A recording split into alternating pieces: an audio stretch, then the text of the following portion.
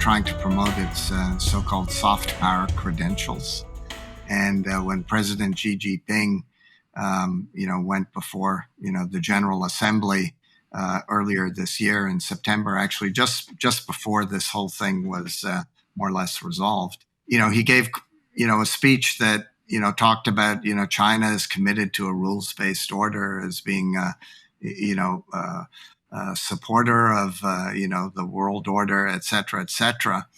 And I think, this case, because, in part because, Canada and our diplomats kept, beating the drum. We got other countries, it was raised at, every G7 meeting. It was raised in other forums. It really, I think, the Chinese realized that, hey, this isn't helping our image at all. And we also have something called the Beijing Olympics coming up.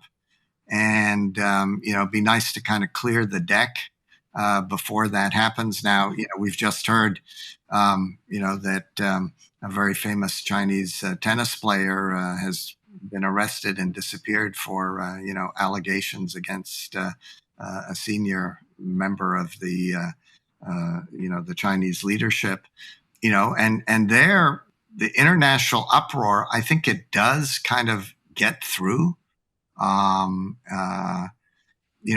Does it mean that, the Chinese tiger, if I can use that metaphor, is going to change its stripes? Probably not, but I think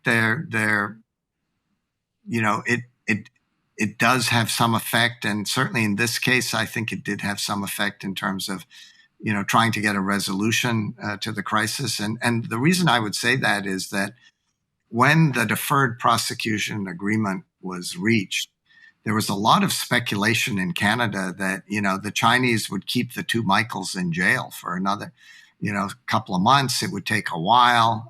They would allow some of the court processes that had been started to continue. Many close China watchers said, "Oh, yeah, it's going to be several months." I mean, maybe longer. And I think everyone was struck by the speed at which, the two Michaels were released simultaneously. And I think that kind of underscores that, the Chinese and the Chinese leadership had kind of had enough of this one. And we're quite happy to see, that problem go away. There's still other problems there, but I think they do care about their soft power reputation.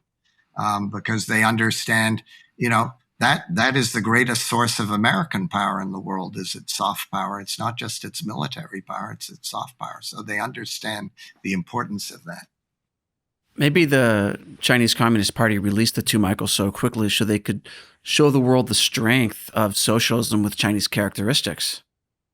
I have to say, I was surprised. They're so efficient. We should adopt their system. Yeah. I was surprised that it was pretty much a simultaneous release. It also kind of gives up the game, right? I mean, they could have done like some legal process, but they didn't even think that was important. On the Canadian, on the North American side, the Americans went. I mean, there was two simultaneous court appearances, and one in Brooklyn. Americans basically dropped the charges, retool us into this deferred prosecution agreement, which just became me now, not a person. And 3 hours later, in a Vancouver courtroom, the Canadian prosecutors walk in and tell this judge hours and hours and months and just endless, hearings and stacks of legal documents filed that, all of us have had to read and testimony we've had to listen to, saying, "Oh, we're done. We're just pulling the plug now. The Americans don't want her anymore." And then she's on an airplane within 2.5 hours, and literally at the same moment, plane is taking off. I mean, and I've with a straight face, the best of intentions, I've asked Chinese officials, well, is there a deal to be had here? And what would happen? Every reporter in Canada that's ever had a chance to attend a press conference with a Chinese diplomat asks the same question. And the question is always, the answer was always, no, we have our process, you have your process. Release Madam Meng now, because you bunch of American lapdogs, you shouldn't have arrested her in the first place. And then boom, everyone gets what they want, and literally wheels up in two different continents, literally a minute apart. And to make the point, the Canadian Prime Minister didn't announce this to the Canadian public. He did it late on a Friday night with like almost zero notice to reporters who would want to go there and actually cover it, because he wanted to make sure, the government of Canada wanted to make sure that plane that was carrying the Michaels was out of Chinese airspace one final time. It was being, accompanied by God knows what. And that's, you would have thought that if a Canadian Prime Minister had been able to pull this off, they would have, your government does it, our government does it, every Western government does it. Hey, let's have a communication rollout. Let's, blast this. No, they waited until the first possible moment and the last possible moment and just basically got in front of a TV camera and said they're on their way home. And at that moment, Meng is on her way, and within a day, she's given this hero's welcome in Shenzhen. It's like red carpet, literally. She walked down, was handed a bouquet. But Michael, we haven't heard anything from her since. Nothing, nada. She went back to work actually a few weeks later.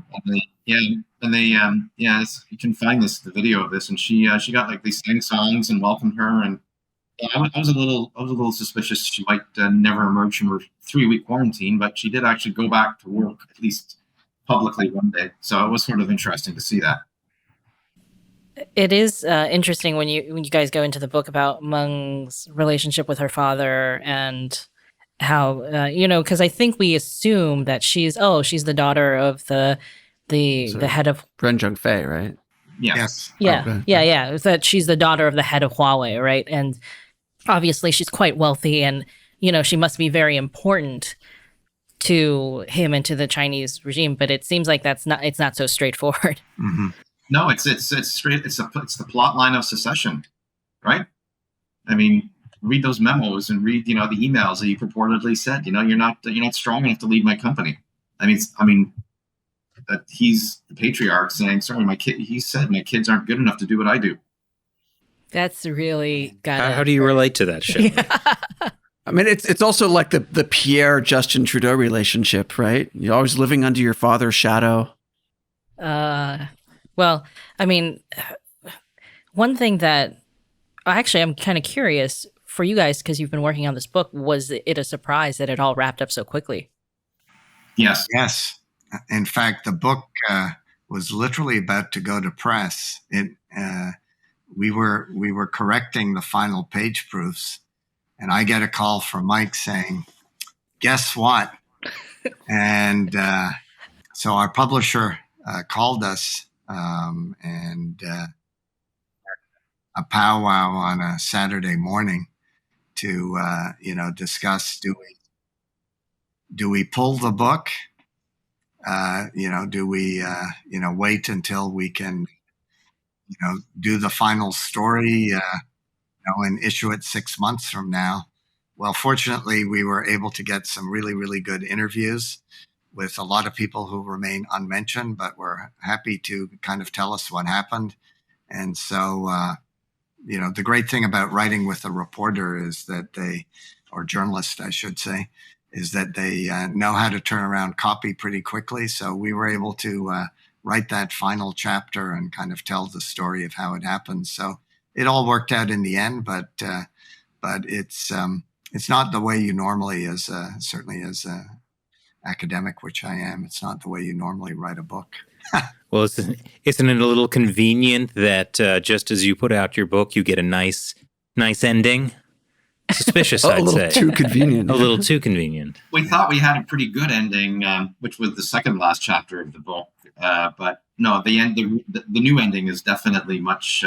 It's a much better ending.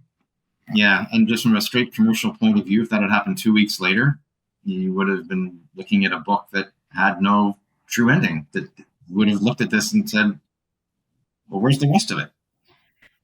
Yeah. I mean, it's lucky for you guys it wasn't actually in print. Yeah, exactly. Yeah. Well, we're lucky, fortunately, and we're also lucky that the printer, because a lot of books now are printed in China.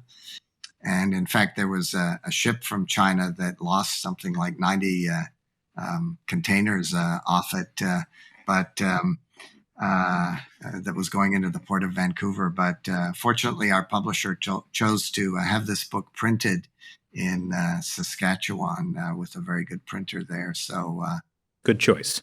It's why you have a copy on your desk. It's made in North America.